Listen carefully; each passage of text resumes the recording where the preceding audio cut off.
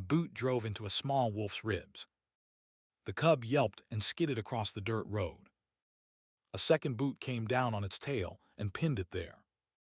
The cub screamed. A child screamed louder.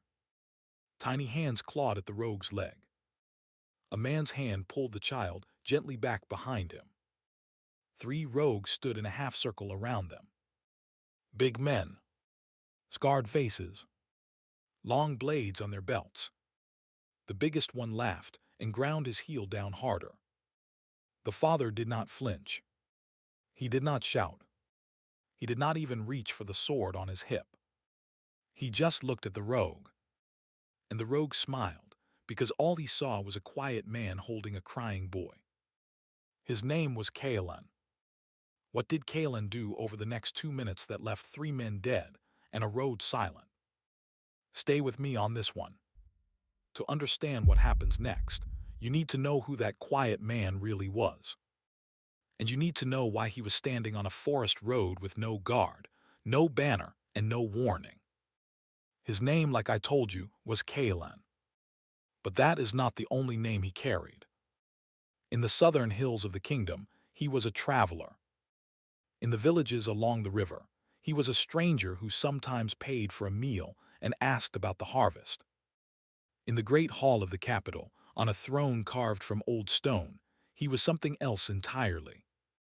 He was the Alpha King, the most powerful wolf in the kingdom, the man whose word moved armies. Now here is the thing. He did not look like a king. That was the point. For weeks he had been on the road with his son. The boy beside him, the one whose tiny fists had just clawed at the rogue's leg, was Aaron. 5 years old. Dark hair like his father. Bright eyes like his mother. And brave in a way that only small children can be brave, because they have not yet learned to be afraid of the right things. The wolf cub belonged to Aaron. A skinny gray and white pup the boy had named Bryn. In the kingdom of wolves, every child was bonded young, and Bryn had been Aaron's shadow since the boy was 3. Where Aaron walked, Bryn walked. Where Aaron slept, Bryn curled at his feet. They were not pet and master. They were brothers. Kaelan had taken Aaron from the palace 2 weeks earlier for a simple reason. He wanted his son to see the kingdom the way his people saw it. Not from a balcony. Not from a throne. Not surrounded by guards and sworn lords bowing low. He wanted the boy to see the dust on the roads, the bread in the inns, the tired faces of travelers, the laughter of children who did not know they were standing in front of the heir to the kingdom. He wanted him to grow up knowing what he would one day rule, instead of only what he would inherit. Lissa, his wife, had not been thrilled about it. Their second child had just been born, a daughter only a month old. She had stayed at the palace with the baby. Before he left, she had taken his face in her hands and said one thing. If anything happens to that boy, no king's wrath in history will compare to mine. Kaelan had smiled. He had promised her that nothing would happen. And for 2 weeks nothing had. Believe me, that is what made what came next so dangerous. He had let his guard down. He had told his commander, a hard man named Joreth, to stay back at least a day's ride at all times. He wanted real distance from the crown. Joreth had not liked it. Joreth was the kind of man who would have followed 3 steps behind if the king allowed it. But the king had not allowed it.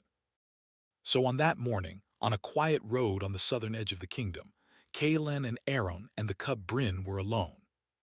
The rogues, of course, did not know any of this. Here is what the rogues did know. They had been watching that road for 2 months. It was a smuggler's path through old wolf country, where the king's patrols rarely came, and the trees grew thick enough to hide a small army. They had robbed 7 travelers in those 2 months. 2 of them had not survived. The rogues were not a band of starving men who had taken to the road out of desperation. They were something worse. They were wolves who had walked away from the laws of the kingdom on purpose. Killers, outcasts, the sort the old stories warned children about. When they saw a single man with a small boy and a sickly-looking wolf cub, they could not believe their luck. An easy mark.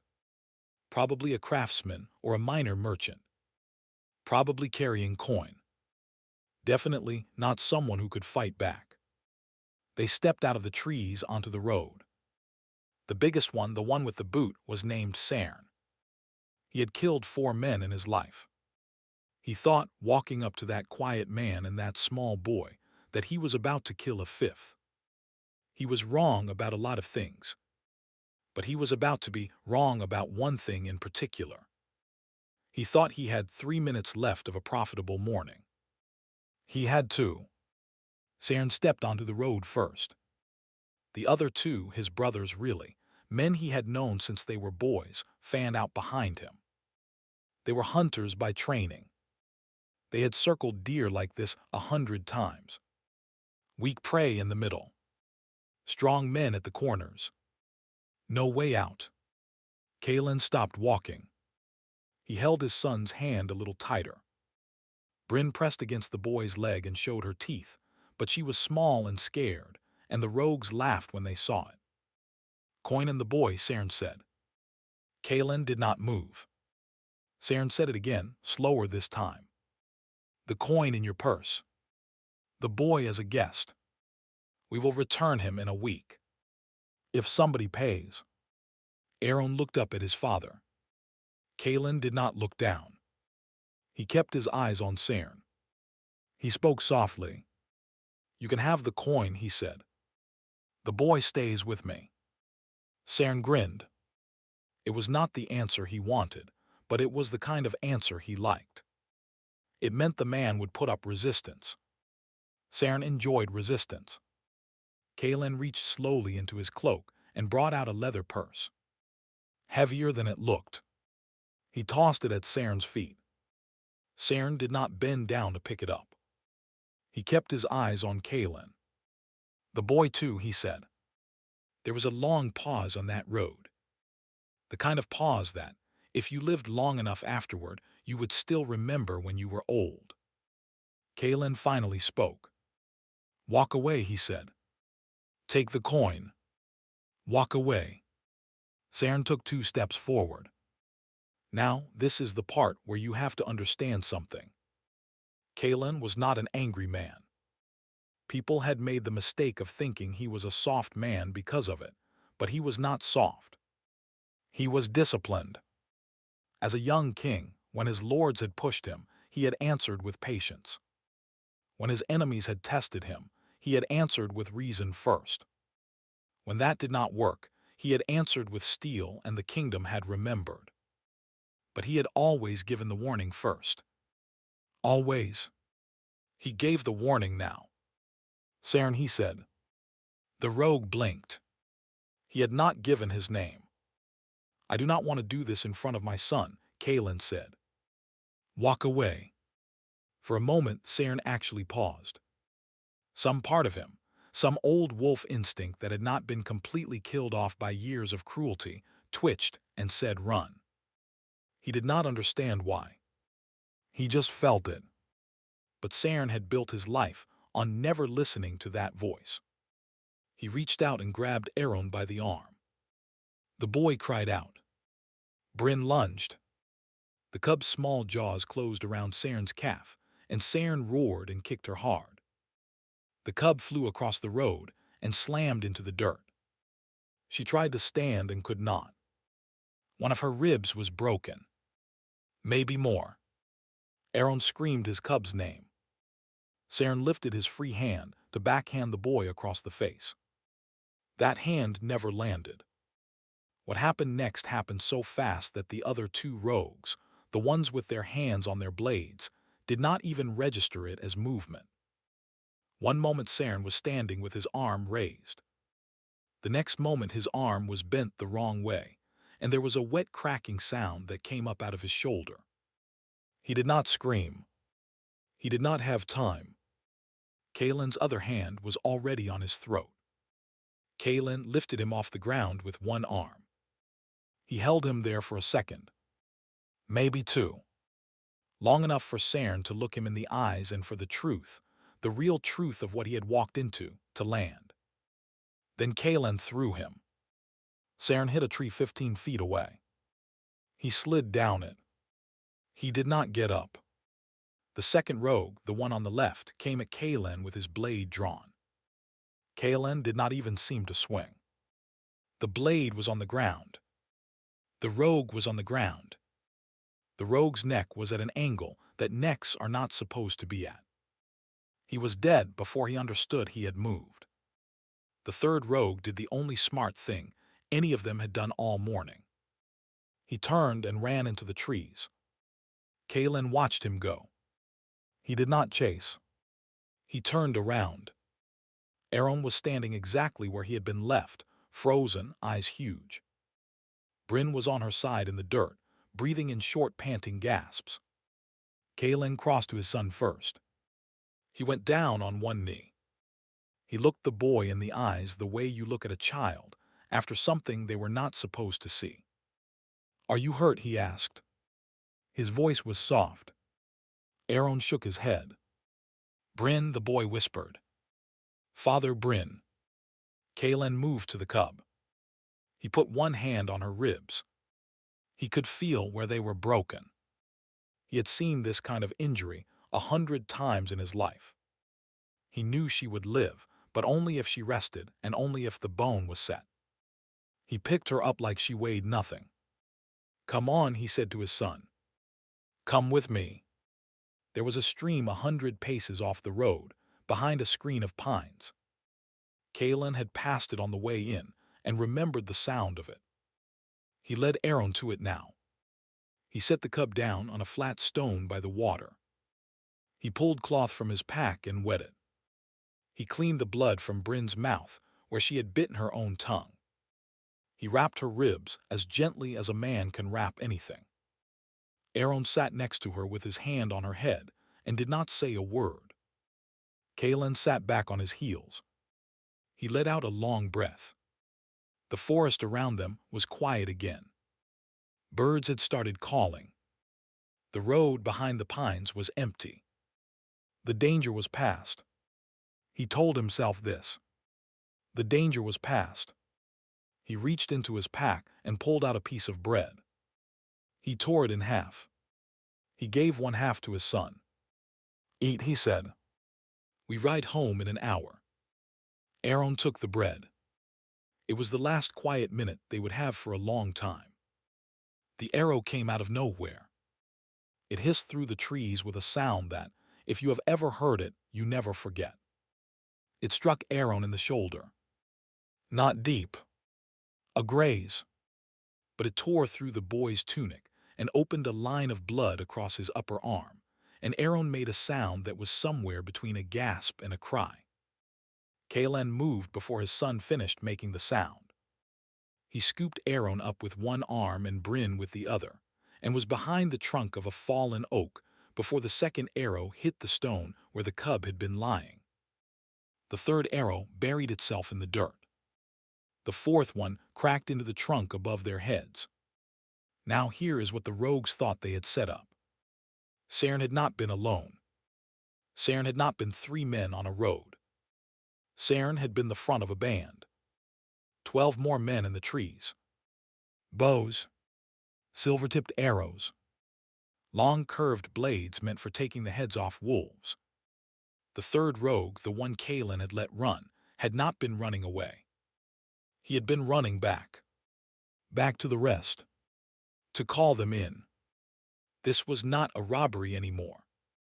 This was a hunt. Kalen understood it in less than a second. He pressed his son against the bark and pressed his palm against the boy's wound to slow the bleeding. He looked at the arrow lying in the dirt next to them. He picked it up. Silver tip.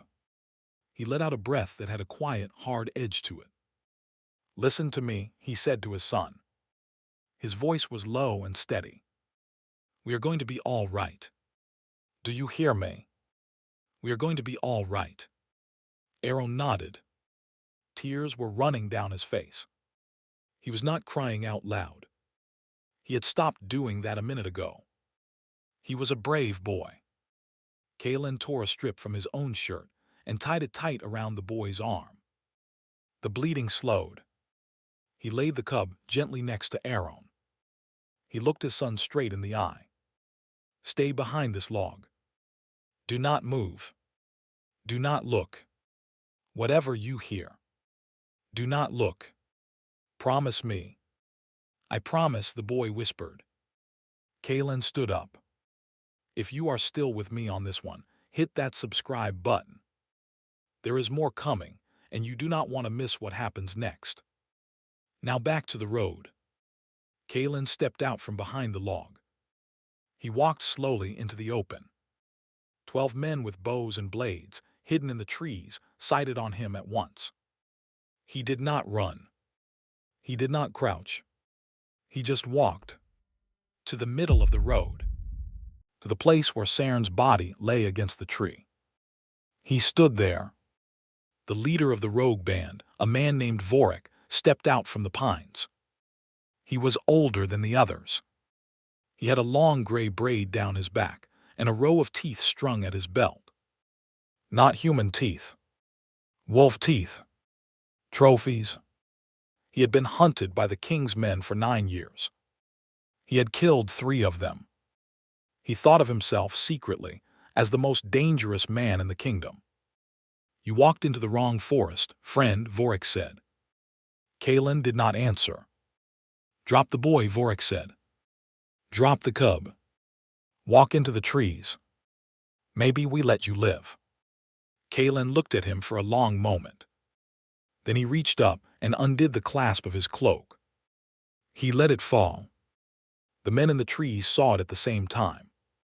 Across his back, just visible over the line of his shirt, were the markings. Old. Tattooed in deep black ink. 3 concentric circles. A wolf's head in the center. The mark of the Alpha line. The mark of the king. Vorik went still. One of his men, a younger rogue at the edge of the trees, made a sound that was almost a laugh, almost a gasp, almost a prayer. The kind of sound you make when you suddenly understand that everything you thought about your day is wrong. That is the king, the rogue said. Vorik did not move. His eyes were fixed on Kalen. You are mistaken, Vorik said, but his voice had changed. Kalen turned to face him fully. I gave him a chance, Kalen said. He pointed at Saren's body without looking at it. I told him to walk away. I am not going to give you one. Vorik lifted his blade. Now here is the part. The part the old men in the kingdom would later tell their grandchildren, decades after, when the boys asked about the Alpha King and what he had done in the southern woods. The part the rogues' families never spoke about, because no one in their families came home. Kalen rolled his shoulders. He took 1 step forward. And then he started to change.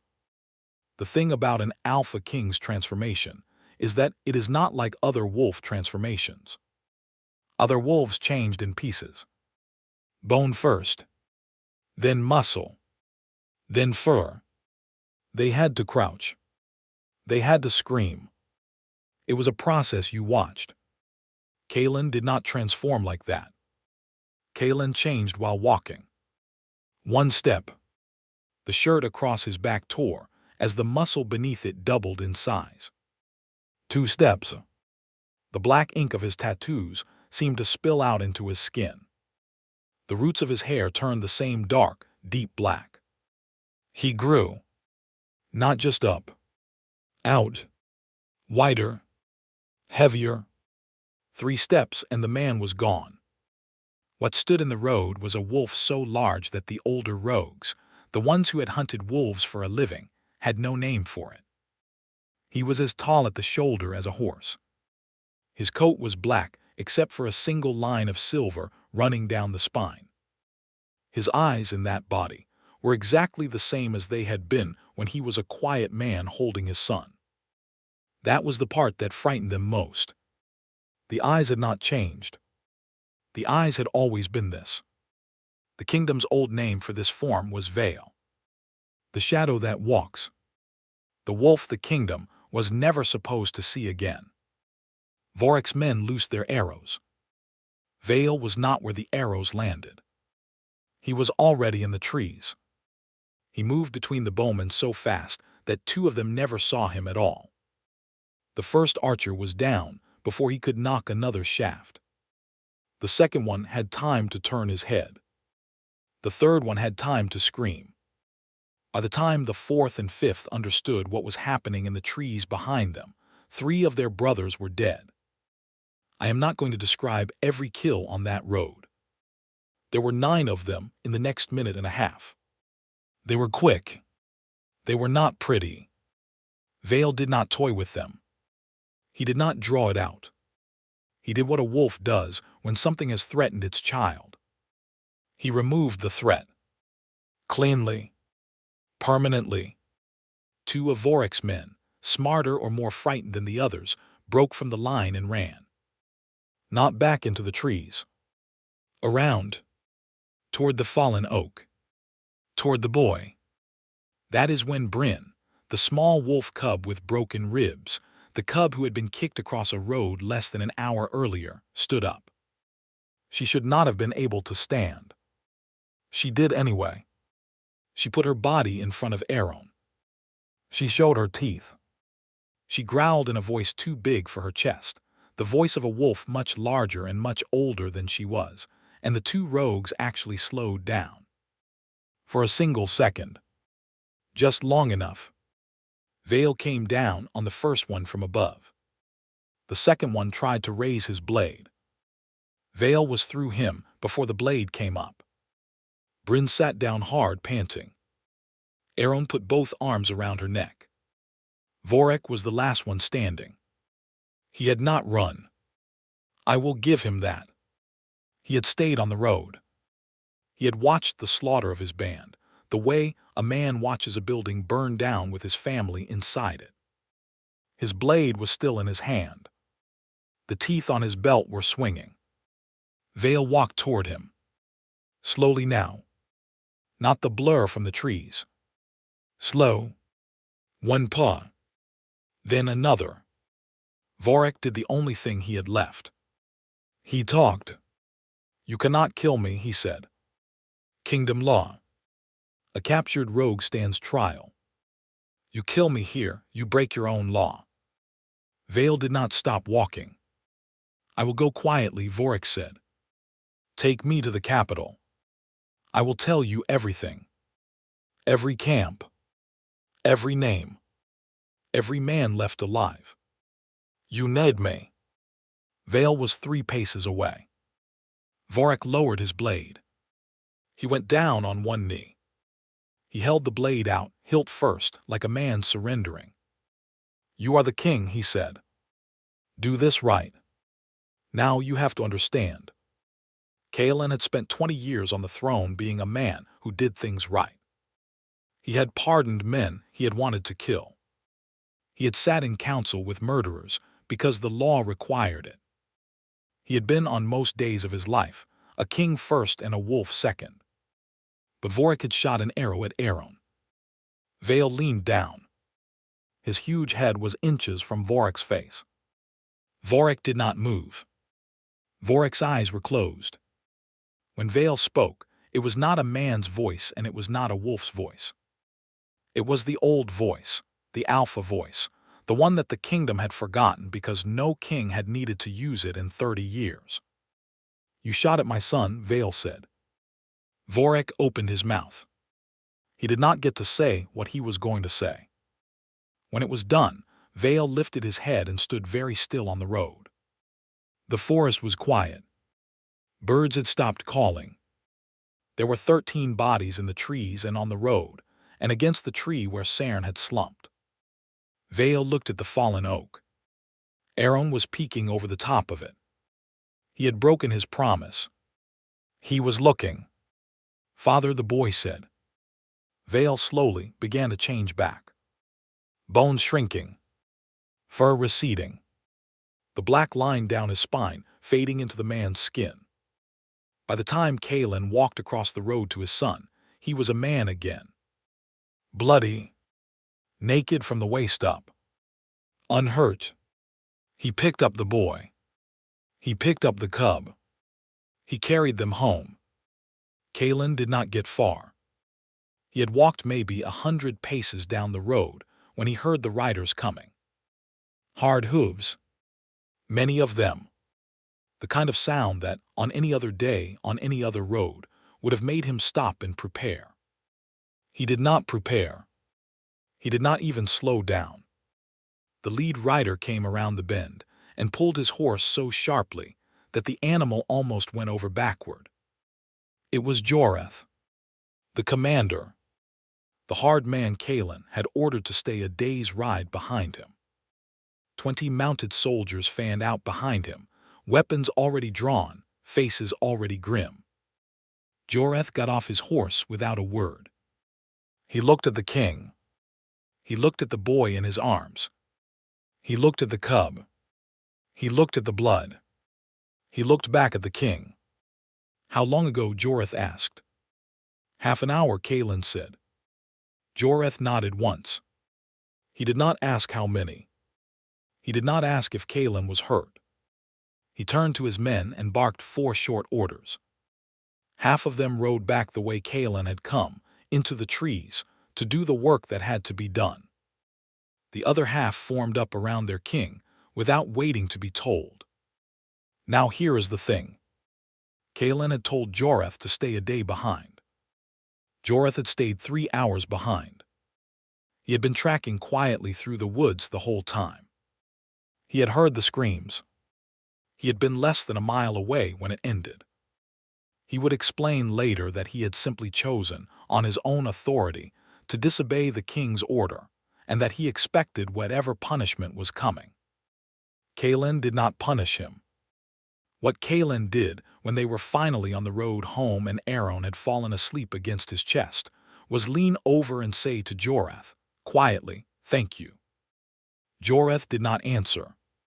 He did not need to. His eyes were wet. He kept them on the road. They rode for 2 days.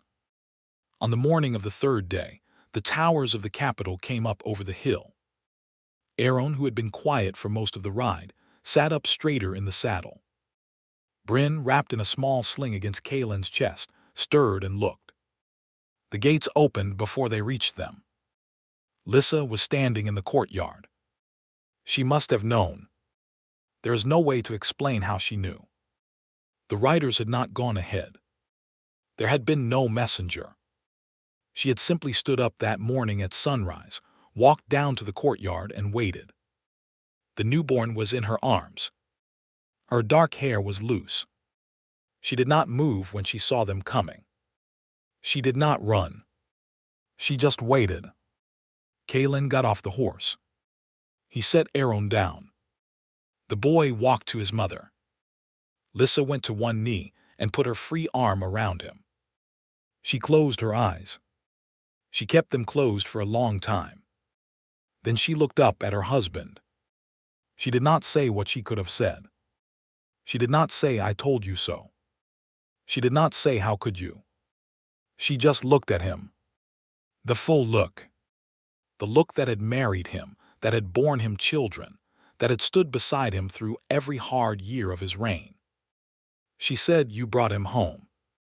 "I brought him home," Kalen said. She stood up. She put her free hand on his cheek, the way she always did. She said, "The next time you take our son into the kingdom, the queen comes too." He nodded. Then she walked them inside. The kingdom's healer came that afternoon to look at Bryn. The cub was small but stubborn, the healer said, and her ribs would mend. She would need rest for a month. She would not be the same kind of wolf afterward, the healer said. She would be braver. Some wolves were forged that way. Aaron sat by the cub's basket all afternoon. He fell asleep with his hand on her side. That night, Kalen stood in the doorway of his son's room and watched him breathe. Lissa came up behind him.